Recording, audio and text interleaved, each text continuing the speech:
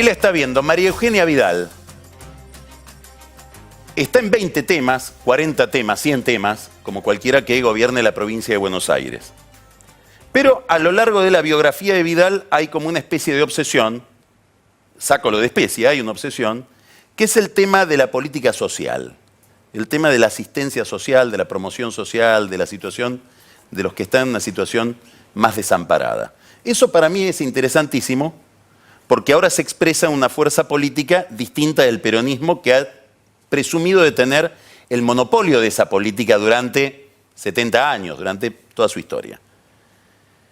Esta es una puerta de entrada a un tema del que creo, como decía hace un minuto, no sé si nos termina de caer la ficha, que somos un país con muchos pobres y que vamos a ser durante mucho tiempo un país con muchos pobres y con situaciones cada vez más complicadas en regiones complicadas como el conurbano.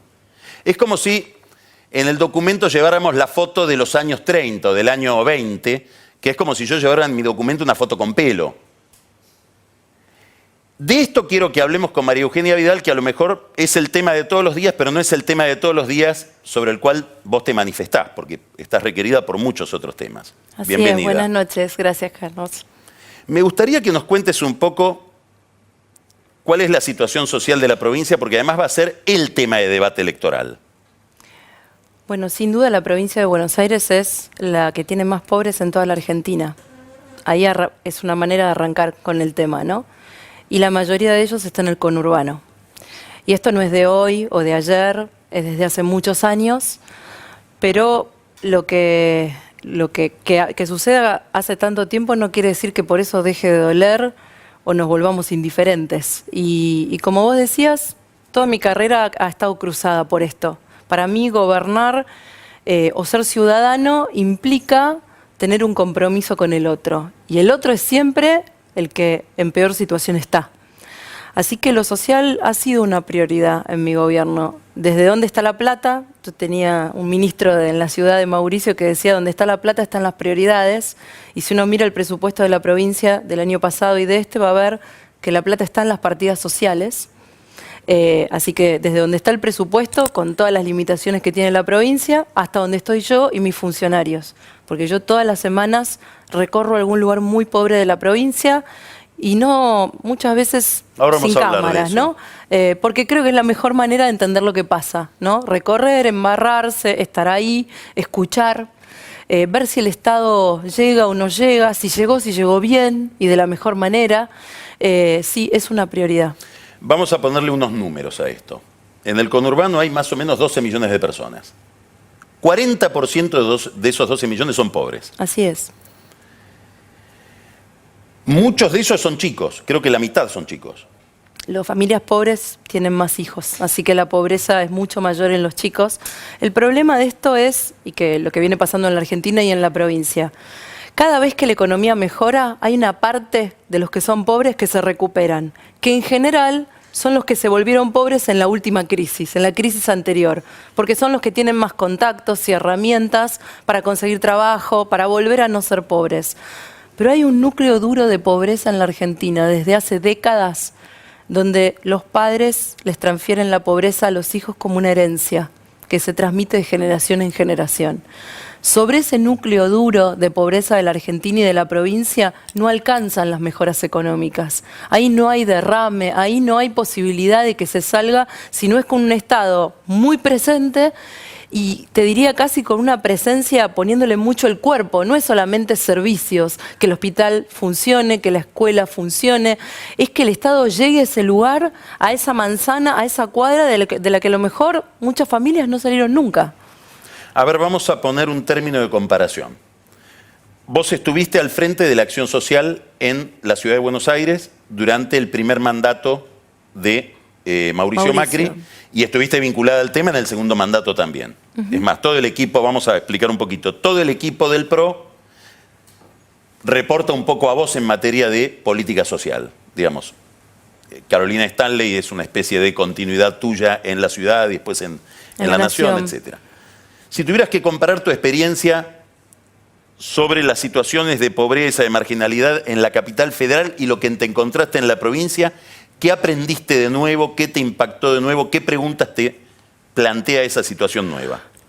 Lo primero es que las villas de la Ciudad de Buenos Aires tienen presencia del Estado, tienen un centro de salud, tienen una escuela, tienen un cura villero comprometido, tienen comedores desarrollados a lo largo de mucho tiempo. Yo conocí mujeres de comedores que arrancaron en la hiperinflación, tienen una red social muy consolidada y los porteños, aún en los lugares más pobres de la ciudad, son muy conscientes de sus derechos y los reclaman y no se dan por vencidos y no se resignan. Vos decís que el pobre porteño sigue siendo porteño, en su estilo. Es muy consciente de sus derechos y los reclama abiertamente a cualquier político que gobierne. No se resigna. No, no se resigna. Cuando yo empecé a caminar la provincia, había mucha desesperanza, mucha resignación. Había barrios donde había gente que ya creía que nunca más iba a haber algo mejor, que nunca iba a llegar el asfalto, que nunca iba a llegar la cloaca, que nunca iba a llegar el agua potable,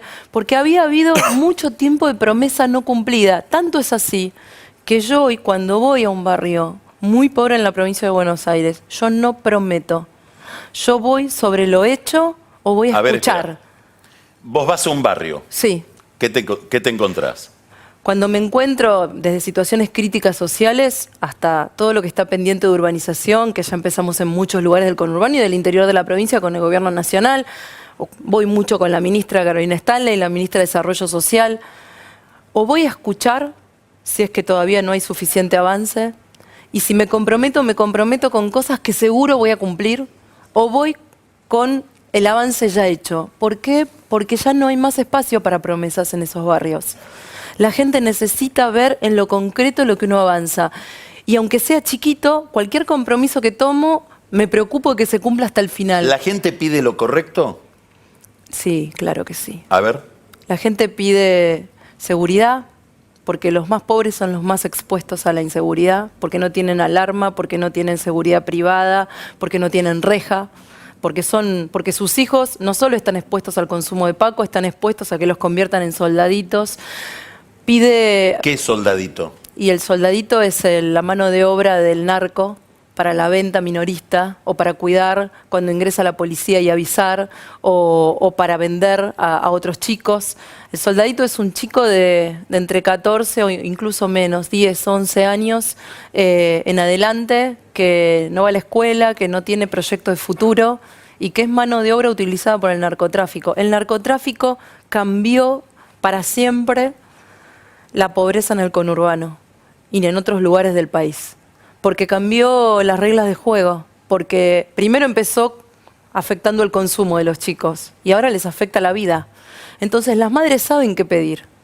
Piden que no negociemos con la policía cuando es cómplice, piden que la policía entre y haga su trabajo de verdad y no haga un como sí, ya sea la policía de la provincia, la gendarmería o la fuerza a la que le toque estar.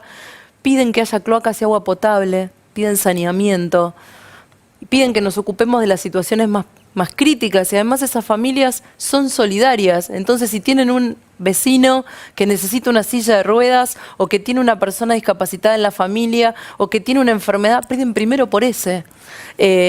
Y yo voy a escuchar y a hacer, a estar y a hacer, que ha sido un poco el eje de nuestro gobierno. ¿Qué capacidad, el Estado que encontraste, el Estado? No había Estado. No la situación, el Estado con que te encontraste. No ¿Qué capacidad de respuesta tiene para esas demandas? Lo estamos construyendo. El Estado en el conurbano de la provincia, en los barrios más pobres, yo siempre le digo a cualquiera que lo desafío a que me muestre una oficina municipal, provincial o nacional en los barrios más profundos y más olvidados del conurbano. Adentro del barrio, salvo raras excepciones, prácticamente no hay. Y no hay porque el Estado se retiró.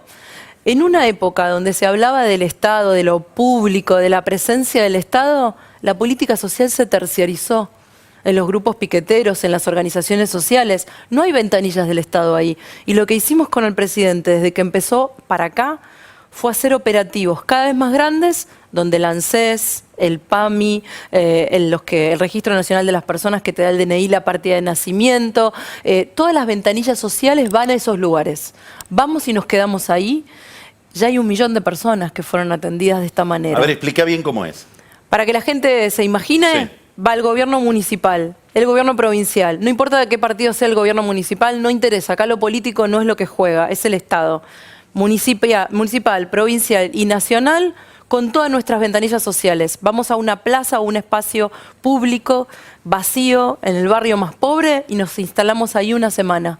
Y en esa semana todos los vecinos son avisados antes para que puedan ir y tengan su DNI, que se lo entregan en la misma semana, puedan tramitar su jubilación, la asignación universal por hijo, la tarjeta de SUBE, la tarifa social en servicios eléctricos o en cualquier otro servicio. El vecino puede ir ahí, hacer su trámite sin turno, y mientras tanto hay un grupo de cultura y de educación que trabaja con los chicos para que las madres puedan hacer el trámite tranquila y puedan durante la semana tener el resultado que esperan. No tienen que salir de su barrio, porque también tenemos que entender que hay familias y hay chicos que no salen de los barrios. ¿Cómo es nunca. eso?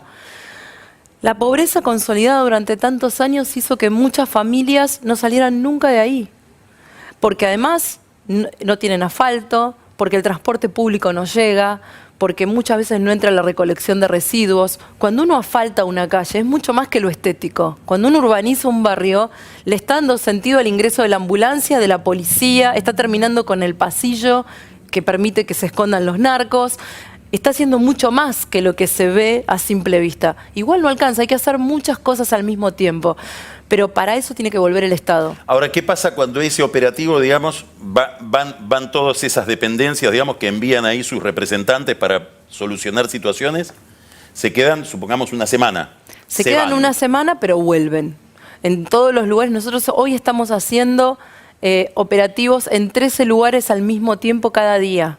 Por día. Así que por día en el conurbano, o sea que estamos yendo a muchísimos lugares y volvemos, ya estamos dando la vuelta y volviendo a lugares en donde ya estuvimos, trabajando muy bien, quiero decir, con la mayoría de los intendentes de todos los espacios políticos, porque esto le da respuesta a la gente, pero para mí, más allá de los trámites, la respuesta, los beneficios, es un símbolo que vean al Estado, no al puntero, no a la organización social, no al intermediario, al Estado directo, sin intermediarios. Tienen que ir y son atendidos. Tienen móviles sanitarios, pediatría, vacunación, un montón de otros servicios. Pero lo más importante es el mensaje de acá llegamos. Y en algunos barrios, muy de a poco, como en el caso de Puerta de Hierro de La Matanza, ya se instaló el ANSES de manera permanente. Empezamos ahora en una segunda etapa que es de a poco instalar oficinas del Estado en esos lugares que vayan y se queden. Adentro. Adentro. Y además sumamos... Vamos a contar que hay lugares donde es difícil ir. Por supuesto, donde se requiere seguridad. ¿Qué hace la persona esa que trabaja en el ANSES y le dicen tenés que meterte en el corazón de Puerta de Hierro? Bueno, hoy está la gendarmería ahí y hay seguridad y por supuesto le damos la seguridad para que pueda trabajar todo lo necesario, pero cuando empieza a entrar el Estado, la oficina social, la seguridad, empiezan a entrar los asistentes, los trabajadores sociales, empieza a ir la gobernadora, el ministro, el funcionario y estamos ahí. Se empiezan a vencer varias barreras. También muchos líderes sociales. Hoy cada vez hay más curas villeros en las villas de la provincia. Eso también es algo bueno que está pasando y es independiente de nosotros. Está pasando y funciona. Eso vos ya lo veías en la ciudad. En la ciudad, el Papa en su momento creó la Vicaría Villera y le dio un gran empuje al trabajo que hacían los curas villeros en la ciudad, ¿Y esto de que es se muy expandan valioso. a la provincia tiene que ver con que Bergoglio es Papa o son fenómenos independientes? Yo no podría decir que fue un pedido de él porque no me consta, pero sí tengo que decir que cada vez hay más compromiso y vocación en las villas de la provincia y que realmente los necesitamos. Yo creo que trabajan muy bien, que se comprometen y sobre todo que lo más importante, que viven ahí. No es una realidad que a ellos nadie les cuenta. Ellos viven entre la gente, viven su realidad y eso les da una enorme legitimidad en el trabajo social que hacen. Y además no transan con el narcotráfico, no son parte. Y eso también es muy importante al momento de trabajar en un barrio, ¿no? Saber que uno trabaja con alguien que nunca va a ceder a las presiones del narcotráfico, que se puede plantar. Y realmente yo creo que son héroes, el trabajo que hacen todos los días, y eso lo hacen independientemente de la política, porque no son ni Cambiemos ni kirchnerismo, lo hacen desde su compromiso, como dicen ellos, desde la opción por los pobres que hacen. Te puedo pedir que cuentes una anécdota que yo conozco, no sé si vos no debes saber que yo la conozco, pero tengo entendido que hubo una visita que hiciste bastante interesante, creo que en noviembre del año pasado, a la Villa Itatí. Sí. Una de las que hice en Itatí, no sé si fue en noviembre, la verdad que no me acuerdo bien la fecha. Vamos a contar bien cómo es la cosa. Vos tenés 2 secretarias, ¿no es cierto? Sí. Una a la mañana y otra a la tarde. Sí. Soledad y Laura. Entonces, tengo entendido que vos les preguntás, bueno, a ver si tengo algún momento libre, y a veces te vas a una villa Sí. con Laura, preferentemente, Laura sola. es trabajadora social, sola, sí. Generalmente voy sola. Esta vez fuiste a la villa Itatí. A Itatí. Ahí hay una monja, amiga tuya. Sí, no sé si le va a gustar que diga, no sé si es Lo amiga, la pero parte que vos vamos no a quieras decir, contar, lo voy una contando gran yo. líder social, Sí. sí, que está a cargo de una cooperativa de cartoneros. En Que es la Villa famosa Itatí. cooperativa de cartoneros Sí, de Itatí. Y yo fui a ver su trabajo, como voy a veces a ver el trabajo de tantos líderes que me gusta y con que alguien me refiere, porque también a medida que uno se va metiendo, ¿no? Uno te va llevando al otro y vas conociendo. Y ¿Vos bueno, fuiste ahí sin periodismo? No. En general cuando voy sin cámaras. Y me gusta ir así, me gusta ir con poca gente, porque es la mejor manera de escuchar, de trabajar con tiempo, Bueno, la última recorrida que estuve en un barrio así fue de 2 horas. O sea, me meto y camino y creo que es la mejor manera. En este caso en Itatí fui y bueno, y un grupo de vecinos me dijo que había un lugar donde se estaba vendiendo Droga. Entonces era unas Madres. cuadras, sí, un grupo de madres. Y entonces les dije, muéstrenme dónde, y me metí. Y vi que estaban vendiendo.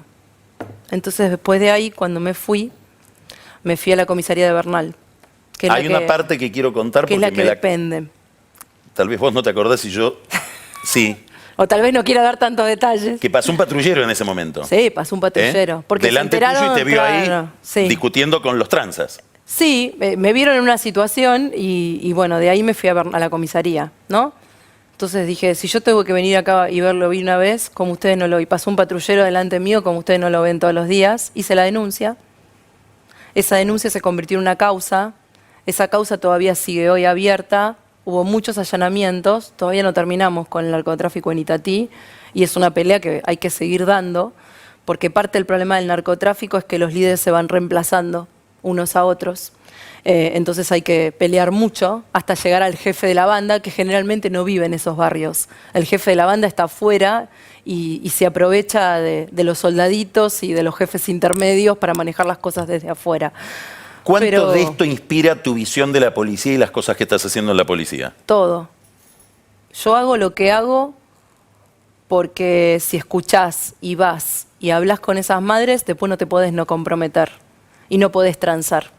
Y yo creo creo profundamente que hay una parte de la policía que de verdad me acompaña y que cree que está bien esto que estamos haciendo. Pero no podés combatir el narcotráfico con narcotraficantes adentro de la fuerza. Ni con narcotraficantes, ni con tipos que negocien con otros delitos, porque además el narcotráfico siempre termina vinculado a otros delitos. El desarmadero de autos, la trata de personas, los delitos, los secuestros, hay mucho vinculado con el narcotráfico. Nunca es un delito que va solo. Entonces, si peleas con el narcotráfico, que para mí fue el que marcó un quiebre en el conurbano de la provincia de Buenos Aires y un quiebre en la sociedad argentina, estás peleando contra lo que tenés que pelear. ¿Qué pasa con la violencia en esos lugares? Es mucha, es alta, al retirarse el Estado se fueron perdiendo las reglas de convivencia y de protección, las reglas básicas de protección, con lo cual que vuelva a entrar el Estado también es una señal. No va a ser fácil, porque esos territorios en los que el Estado se retiró y que fueron avanzando otras fuerzas, no son fáciles de volver a retomar. Y yo soy plenamente consciente de que no alcanza con que yo recorra. Eso es una señal de qué lado de la vereda estoy y contra quién peleo. Pero porque yo vaya a un barrio las cosas no van a cambiar. Las cosas cambian porque la justicia los meta presos, porque la policía se vaya depurando, porque hagamos una tarea social en serio ahí adentro. Yo hoy me siento muy respaldada por el equipo del presidente, por la ministra Stanley. Yo no voy sola a un barrio. Sé que cuando voy con el gobierno nacional y con todo lo que tenga para ofrecer de la provincia. ¿Qué pasa con la justicia y con las fiscalías? Depende de qué fiscal. No es homogéneo. Hay fiscales muy comprometidos, muy honestos, mujeres en general, que trabajan de verdad y la pelean. ¿Y qué hay otros proximidad que tienen no. con estos fenómenos? Directa, porque en la provincia hay como 2 niveles, ¿no? Los que combaten el narcomenudeo, que es la venta chiquita, la del kiosco, y la justicia federal, que es la que combate a las grandes bandas. Yo tengo que decir que he podido avanzar con los buenos fiscales y los buenos jueces. También tengo que decir que durante toda la gestión nosotros apartamos a 400 policías que terminaron presos, entre los miles, los casi 5.000 que sacamos de la fuerza, hay 400 que terminaron presos, pero de esos hoy hay un 30% que sigue preso. Y ya le pedí al ministro de Seguridad que me dé el listado de casos que no correspondían de policías que fueron liberados, porque si no hay una condena concreta, entonces no hay buenas señales de que hay diferencia entre hacer las cosas bien y hacerlas mal. Adentro de la policía, afuera de la policía, en estos barrios, en el sistema penitenciario, donde sea. Cuando vos pones un jefe de policía, ¿de qué le hablas cuando lo designás? Por ejemplo... A Perroni. Perroni. De esto. Yo fui muy clara con Fabián y se lo dije desde el primer día. Le dije, vos vas a ser un jefe de policía entre un poder político que se traduce en el ministro y en mí, que queremos cambiar a la policía, que es parte de un sistema, porque no está aislada la policía. La policía es lo que es bueno, acabas por culpa de la fiscales, política, sí, por culpa de la política, porque si no le echamos toda la culpa a la policía. Si la policía se corrompió, fue responsabilidad de los que gobernaron que dejaron que se corrompieran. Entonces, es el último eslabón. Hay una responsabilidad de la política en haber dejado que esto suceda y que la policía se autogobernara. Lo mismo el sistema penitenciario, lo mismo la justicia. Los jueces los nombra la política y en la provincia de Buenos Aires los nombró quienes gobernaron durante 25 años. Lo que nos pasa hoy no es que viene de un plato volador, sucedió durante décadas. Eso que vivimos hoy es el resultado de una manera de gobernar y de un sistema que funcionó en la provincia de Buenos Aires, que convivió o que fue cómplice con las mafias. Esto es así. Nosotros lo estamos enfrentando, asumiendo todos los costos que esto implica y sin poder decirle a la gente que mañana vamos a ganar la pelea, porque no la vamos a ganar mañana, nos va a llevar tiempo. Y durante un tiempo largo vamos a tener resultados que van a tardar en llegar. Yo no le voy a mentir a la gente, no le voy a decir que esto es mágico, pero esto es el resultado y lo que le dije a Fabián Perroni fue, vos estás entre un poder político que quiere cambiar y una policía de 90.000 hombres que se convirtió en un sistema que facilita la corrupción. No vas a poder quedarte en el medio. O estás de un lado, o acompañás la reforma, o sos parte de la policía que no quiere cambiar. Hay que acompañar a los buenos policías de qué lado querés estar. Si no vas a estar en la pelea para cambiar la policía, es mejor que no seas jefe. Y me dijo, yo quiero dar la pelea. Yo me comprometo a dar la pelea. Y bueno, para mí esa es una condición del jefe de policía. Y yo creo que la está dando. Yo lo veo en los operativos, en los allanamientos. Todo lo que pasó en los últimos días en Loma fue tremendo. Pero una semana antes habíamos derribado el muro narco en Budge. ¿Qué es eso? Había un muro creado por los narcotraficantes para cerrar un barrio y para poder vender mejor y controlar todo el territorio. No solo se derribó el muro, se detuvo bandas, se hicieron decenas de allanamientos, se trabajó también con la ministra Burrich, no solamente con la provincia, con la justicia federal, que acompañó todo el proceso. Se trabajó mucho. Ahora, ¿eso resuelve el problema? No. Eso es un paso más. Eso es un paso más. Del otro lado está el chico de 14 y 16, los chicos de 14 y 16 años que mataron al nene de 3 años. Eso no empezó la semana pasada. Eso empezó... Es el resultado de muchos años de una justicia que no funcionó, de una policía que se volvió corrupta, de un sistema penitenciario que no reinserta. Hoy hablaba con el ministro de Justicia, en la era de los derechos humanos fuimos al penal de Campana con este dispositivo social para hacer DNIs. En la mitad de muchos pabellones los presos no tenían ni partida de nacimiento. Ni partida de nacimiento. Y están detenidos dentro del sistema carcelario y no tienen ni partida de nacimiento ni DNI. ¿De qué derechos humanos hablamos durante décadas? Si no les podían ni hacer el DNI a los presos. Entonces, me parece que el compromiso es lo concreto, lo que se hace, no lo que se declama. Por eso yo te decía antes que no voy a los barrios a prometer nada. Voy a escuchar, voy a comprometerme con lo que puedo cumplir y voy cuando se está avanzando. Todo esto que estás describiendo uno lo imagina de día. ¿Qué pasa de noche en ese mundo?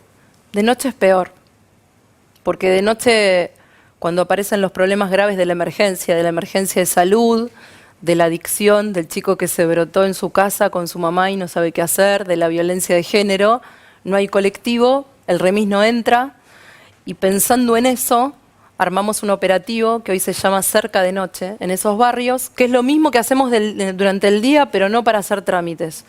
Es un grupo de psicólogos, es un grupo de trabajadores sociales que va de noche, de 6 de la tarde a 12 de la noche, a Fuerte Apache, a Barrio Esperanza, que yo estuve la semana pasada, a San Miguel, a Lanús, a villas de distintos lugares del conurbano, y se queda durante esas 6 horas, durante un mes, trabajando violencia, trabajando adicciones, con una ambulancia de SAME, con una comisaría de la mujer para tomar denuncias y para acompañar esos casos, que pasan durante la noche y que cuando pasan de noche no hay Estado, no hay nadie. Bueno, para que estén ahí y para que esté el Estado. Hay un tema en todo esto del que no hemos hablado y que es la educación de esos chicos, ¿no? La educación en general y la educación de esos chicos. Bueno, eso es otra cuestión, ¿no? En los últimos 10 años la educación pública se privatizó de hecho en la provincia. Es notable cómo quienes dijeron defender la educación pública hicieron el periodo donde más cayó la matrícula educativa. Las Si la gente se va de la escuela públicas pública. pierden a los chicos. ¿Y por qué los pierden? Por muchas razones. Porque llevamos acumulado más de 120 paros en los últimos 10 años. Ahora tenés otro Tenemos otro declarado para el miércoles. Claramente eso no mejoró la educación pública ni el salario de los docentes. Porque si nosotros firmamos en lo que va de nuestro gobierno una paritaria y estamos discutiendo la segunda, y los dirigentes gremiales hace más de 10 años que son dirigentes gremiales y firmaron más de 10 paritarias, 11 paritarias y no lograron un salario docente mejor, me parece que hay que ver cada uno dónde están las responsabilidades. Y claramente no hay ni mejor educación pública, ni mejor salario docente. Las escuelas públicas perdieron chicos y perdieron calidad. Todos los resultados del operativo Aprender y de las evaluaciones que hicimos el año pasado le dan peores resultados a la escuela pública en relación a la escuela privada. Eso es malo. Yo no quiero una escuela pública en decadencia, porque esos chicos que viven en esos barrios no eligen, van a la escuela pública. Y yo quiero que esa escuela pública sea como fue durante mucho tiempo, mejor que la privada. No que busquen una escuela parroquial con una cuota de 300, 400, porque esas son las escuelas privadas que crecieron, claro, no la de 10.000 pesos en adelante. Claro. Entonces, la discusión es mucho más profunda que el paro del miércoles, porque no devolvemos los descuentos de los días de paro. Después de haber hecho 13 reuniones y 9 propuestas, una mejor que la otra, con una propuesta de aumento similar a la que están cerrando la mayor parte de las provincias del país o ya cerraron. Yo solo puedo pensar que es política y que una vez más los chicos se quedaron de rehenes. Solo me queda decirle a los docentes que nosotros vamos a seguir pagando el aumento a cuenta hasta que nos pongamos de acuerdo con los dirigentes gremiales, que no los vamos a dejar sin aumento. Ya en los próximos días se van a liquidar entre 1.000 y 2.500 pesos adicionales correspondientes al aumento que propusimos hoy. Cuando vos hablás con políticos, vamos a hablar de la clase política, legisladores de la provincia, por ejemplo, dirigentes importantes de la provincia, intendentes, ¿cuánto de tiempo de la conversación ocupa esta agenda? Depende quién, ¿no? A ver. Yo creo que... Porque habrás identificado aliados, dificultades, tipos indiferentes en este tema.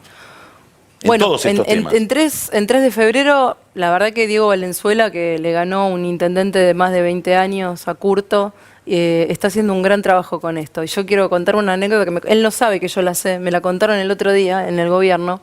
Cuando él asumió... Estamos todos espiándonos. El área de... Él no sabe, claro. Cuando él asumió, el área de niñez del municipio de 3 de febrero, o sea, el área que se ocupa de los chicos, y es el área, para que la gente sepa, que se ocupa de los chicos que están en situación de violencia, o abandonados, o que los dejan en un hospital, o golpeados, cualquier situación de adicción, estaba en lo que había sido un prostíbulo. Y no se habían tomado el trabajo de reformarlo, o sea que todavía había los agujeros donde estaban los caños, todo un símbolo, ¿no? El lugar donde se atiende a los chicos más vulnerables, en el partido 3 de febrero, que gobernó un intendente durante 25 años, peronista, era un ex prostíbulo.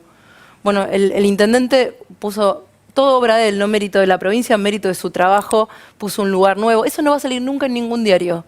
Eso es un intendente al que le importa, que está comprometido porque no hace cosas para que se vean, hace cosas porque le importa, ¿no?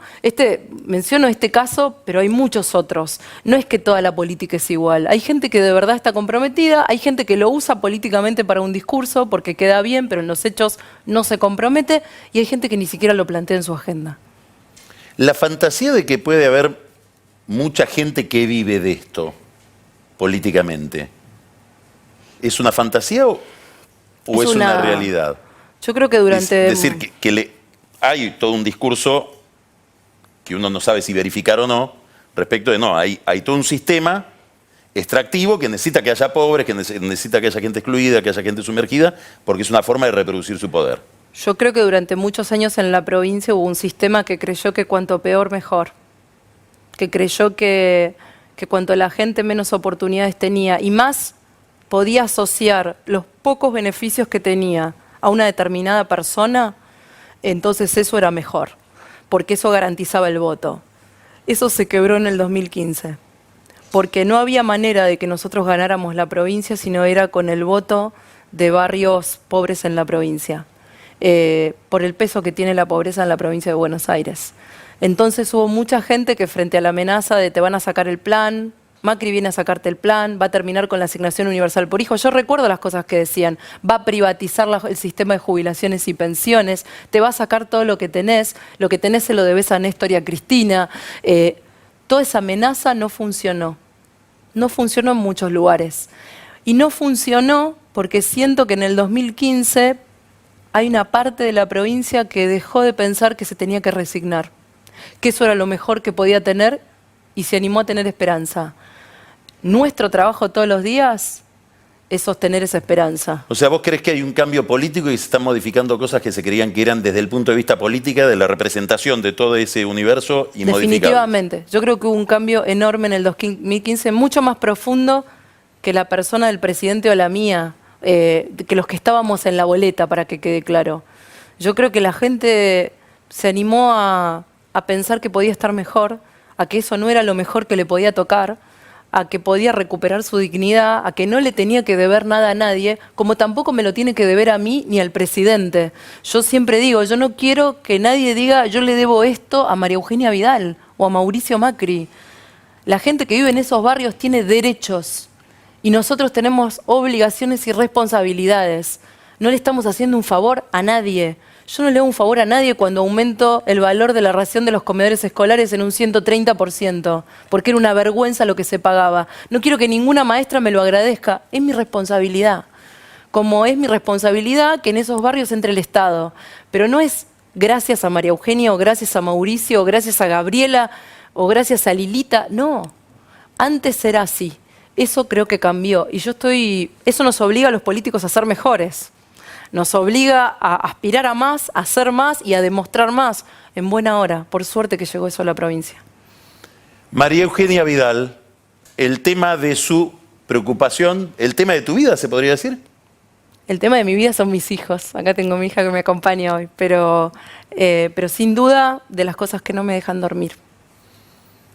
Muchas gracias, María Eugenia. Gracias a ustedes. Seguimos.